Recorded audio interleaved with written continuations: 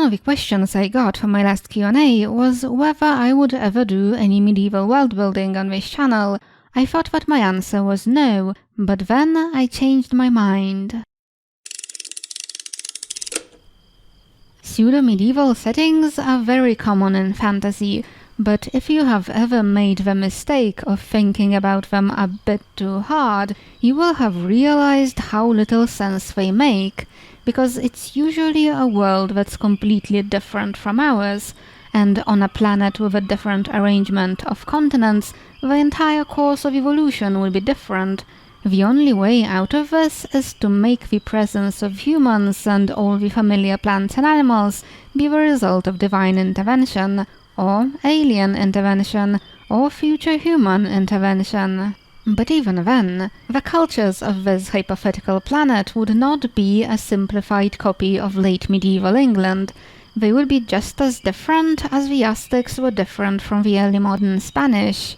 And I know, it's just a fantasy trope. It's not meant to make any sense. It's just writers riffing on myths, fairy tales, and medieval romances. But because I like to focus on culture building, the cultures need to make sense to me. The world itself can be bonkers, but I should be able to see how an imaginary culture got from A to B. The most obvious solution to this problem is to grab some people from actual medieval Europe and plant them in Fantasyland. Then all the tropes make sense all of a sudden. They are kinda medieval, but also not really. Their religion resembles Christianity, but is not really Christianity. Clearly, this culture branched off from late medieval European culture and then went in its own unique direction. So let's say that on one quiet winter night in the year 1300, 50,000 inhabitants of Britain got swallowed up by space and sent to a conical island on a strange planet in a different galaxy. The peak of the cone is just as tall as Mount Everest, and the diameter of the island is 600 kilometers. And there is no native terrestrial flora or fauna. It's just a big piece of limestone sticking out of the water. So let's say that alongside those 50,000 people, the Great Warp gobbled up entire chunks of villages, whole farm fields and meadows, and ponds, and random chunks of woodland. Everything was deposited in climatically appropriate locations, with the Welsh, the English, and wine grapes closer to the shore, and Scots pine and Scottish people at higher elevations. And maybe some completely random city streets got warped as well, and people woke up in the morning to find themselves in the middle of nowhere.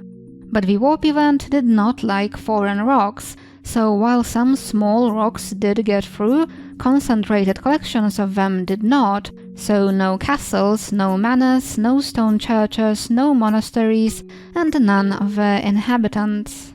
The lack of lords is not going to mean much at first, as the medieval villagers were the ones running the village, but on top of cultivating their own crops, the peasants also cultivated the lord's crops, and harvesting his grain always took precedence. And the peasants of the English Midlands, at the very least, always had a ton of rents and fees and fines to pay. Everyone had to have their flour milled at the mill owned by the lord, and pay for it, and then get their bread baked at the lord's bakery and pay for that as well. Owning a hand mill resulted in fines, and not using the bakery meant paying fines as well. And almost everyone who brewed ale was fined on some pretext every year. So the people of the cone can focus on their own crops for now, but it may well be that a new aristocracy will develop over time. And the fact that no churches or monasteries got warped means that the people of the cone can come up with a fantasy religion in peace. A few village priests might get caught in the warp, but many medieval priests knew hardly any Latin and could not read the Bible and actually understand it. So for the most part, they will be a great help in turning sensible Latin into garbled incantations. And the lay people always had their own ideas about religion, like the 16th century Italian miller called Menocchio, who believed that in the beginning all matter was mixed together, but then a solid mass formed, the way cheese forms from milk, and worms appeared in that mass, and those were the archangels, and one of them was God. And Melchior went on and on about his many ideas to anybody who would listen, so things did not end too well for him. But that is only because he was never warped to conical Britain. So let's say that after a few centuries of inhabiting the cone, people believe that somewhere off to the east there's a land called Jerusalem, which is where the Garden of Eden was. That's where God created Adam and Eve, and after he expelled them, some of their offspring got on a boat and sailed to conical Britain, and that's why people exist. Also, on our planet, several Native American creation stories feature a woman getting impregnated by the sun and then giving birth to the first man, drawing an analogy between women's bodies and the earth, which gives birth to crops when it is shone upon by the sun. So if the god of the Cone Island is the sun and Virgin Mary is Mother Earth, then it makes perfect sense that God made her pregnant, and so Jesus must be the staple crops, like wheat, barley and oats. And so, of course, bread is the body of God. And the reason why Jerusalem is in the east is because that's where sun rises every day, and God created Jerusalem and the Garden of Eden when he was young, and was rising for the very first time.